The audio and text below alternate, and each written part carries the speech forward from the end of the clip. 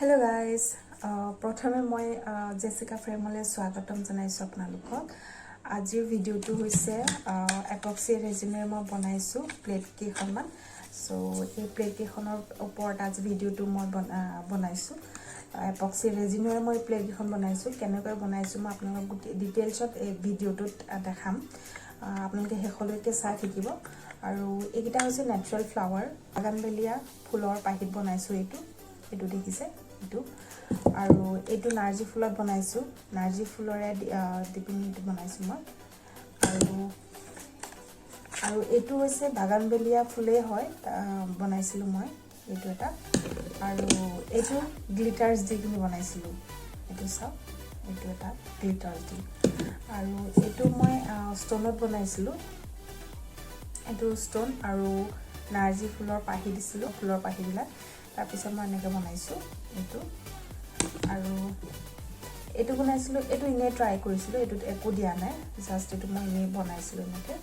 So এইকেইটা মই বনালো, কাপৰ তলত থোৱা প্লেট বনাইছো, এইখন বনাইছো। সো এইখন মই কেনেকৈ বনাইছো সেই গোটেইখিনি আপোনালোক ভিডিওটো দেখাম, ভিডিওটো আপোনালোকক শ্বেয়াৰ কৰিম। সো আপোনালোকে ভিডিওটো শেষলৈকে চাই থাকিব, স্কিপ নকৰি। আৰু এই ভিডিওটো চাই কিনে আপোনালোকে নিজেও ঘৰতে বনাব পাৰিব। আৰু epoxy যিটো ৰেজিন হৈছে সেইটো মই Amazonৰ পৰা অৰ্ডাৰ কৰিছিলো। আপোনালোকে যদি বনাব বিচাৰে আপুনি যিকোনো হাৰ্ডৱেৰ ষ্টৰত পাব ইয়াৰ epoxy ৰেজিন বটলটো। সো কেনেকৈ বনাইছো গোটেইখিনি আপোনাক ডিটেইলছত মই ভিডিওটো শ্বেয়াৰ কৰিছো। আপোনালোকে চাই কিনে আপোনালোকে ঘৰতো বনাব পাৰিব।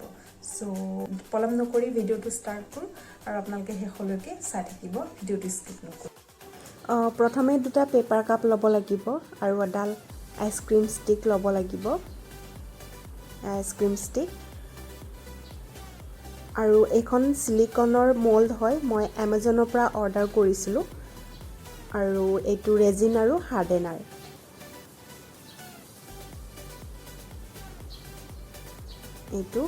এইটো হৈছে হাৰ্ডেনাৰ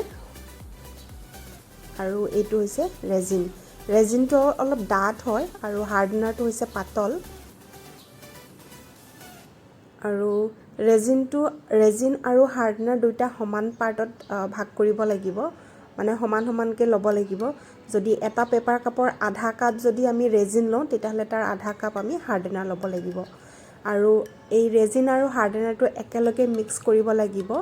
আৰু মিক্স কৰি তেনেকৈ আমি 5 মিনিট সময় লৰাই থাকিব লাগিব, তেতিয়াহে এইটো একেলগে মিক্স হ'ব। আৰু এটা কথা, হাৰ্ডেনাৰ আৰু ৰেজিনটো মিক্স কৰোঁতে আমি হাতত গ্ল'ভছ পিন্ধি ল'ব লাগিব। কাৰণ গ্ল'ভছ নিপিন্ধাকৈ যদি আমি ৰেজিন আৰু হাৰ্ডেনাৰটো মিক্স কৰোঁ তেতিয়া আমাৰ হাতত লাগি ধৰিব। আৰু যেতিয়া হাতত লাগি ধৰে তেতিয়া আমাৰ যোৱাবলৈ বহুত টান হয়, আৰু সেইকাৰণে গ্ল'ভছ পিন্ধিবই লাগিব।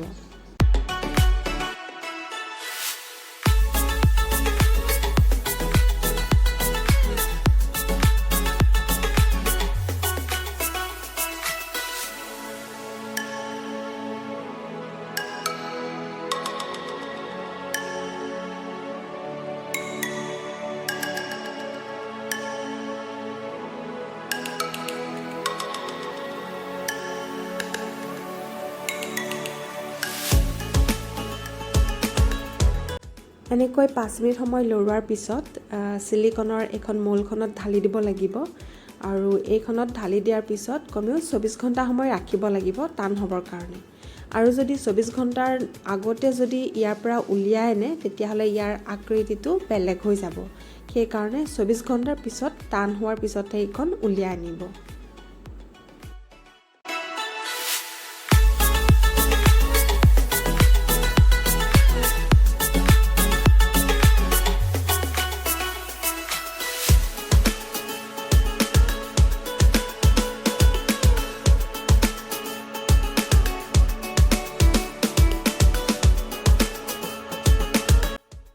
আৰু মোৰ বনোৱা হৈ গৈছে, গ্লিটাৰ্ছখিনি দিয়া অলমষ্ট হৈ গৈছে।